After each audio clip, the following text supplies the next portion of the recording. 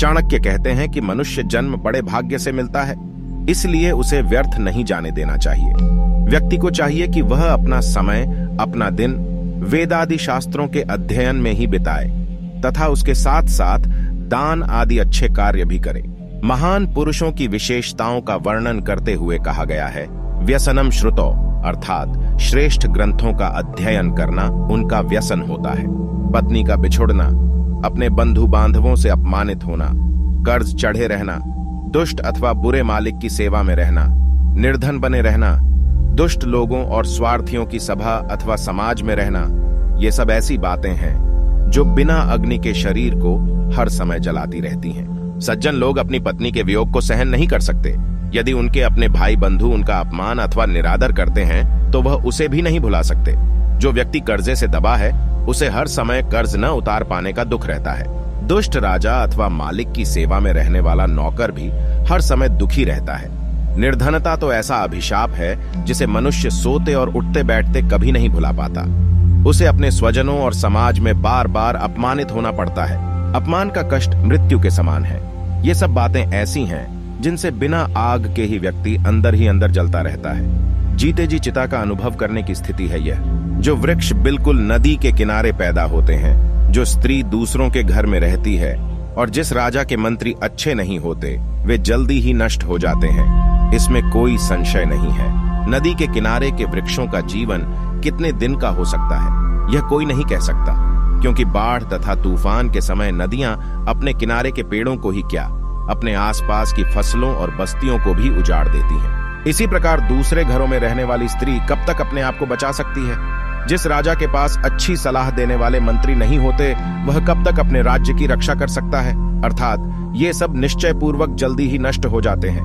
ब्राह्मणों का बल विद्या है, राजाओं का बल उनकी सेना, व्यापारियों का बल उनका धन है और शूद्रों का बल दूसरों की सेवा करना है। ब्राह्मणों का कर्तव्य है कि विद्या ग्रहण करें। राजाओं का कर्तव्य यह है कि सैनिकों द्वारा वे अपने बल को बढ़ाते रहें। वैश्यों को चाहिए कि वे पशुपालन और व्यापार द्वारा धन बढ़ाएं। शूद्रों का बल सेवा है। चाणक्य ने इस श्लोक में चारों वर्णों के कर्तव्यों की ओर संकेत किया है। उनके अनुसार चारों वर्णों को अपने अपने कार्यों में निपुण होना चाहिए। समाज में किसी की स्थिति कम नहीं है। समय के अनुसार परिस्थितियां बदलती हैं। संभवतः किसी समय जन्म के अनुसार चारों वर्ण माने जाते रहे हों, परंतु तथ्य यह है कि वर्णों की मान्यता कार्यों पर निर्भर करती है। इसलिए किसी भी कुल में जन्म लेने वाला व्यक्ति शिक्षा के क्षेत्र में है तो उसे ब्राह्मण ही माना जाएगा। जो व्यक्ति व्यापार करता है, कृषि कार्य में लगा है, पशुपालन करता है, उसे वैश्य माना जाएगा। जो सेना में भर्ती है अथवा सेना से संबंधित कार्य कर रहा है, उसे क्षत्रिय कहा जाएगा। शेष व्यक्ति शूद्रों की श्रेणी में आते हैं। शूद्र भी शिक्षित हो सकता है, परंतु किसी भी वर्ण में पैदा हुआ व्यक्ति जो लोगों की सेवा के कार्य में लगा है, उसे शूद्र माना जाएगा। शूद्र का अर्थ नीच नहीं है। आज्ञा पालन की भावना शूद्र का विशेष गुण है। प्राय इस श्रेणी के लोग मानसिक रूप से संतुष्ट होते हैं। वेश्या निर्धन पुरुष को, प्रजा पराजित राजा को, पक्षी फलहीन वृक्षों को और अचानक आया हुआ अतिथि भोजन करने के बाद घर को त्याग कर चले जाते हैं। आचार्य ने यहां संबंधों की सार्थकता की ओर संकेत किया है। कोई तभी तक संबंध रखता है जब तक उसके स्वार्थ की पूर्ति होती है। वेश्या का धंधा पर पुरुषों से धन लूटना होता है। धन के समाप्त होने पर वह मुंह मोड़ लेती है। प्रजा प्रतापी राजा को ही सम्मान देती है। जब वह शक्तिहीन हो जाता है तो प्रजा राजा का साथ छोड़ देती है।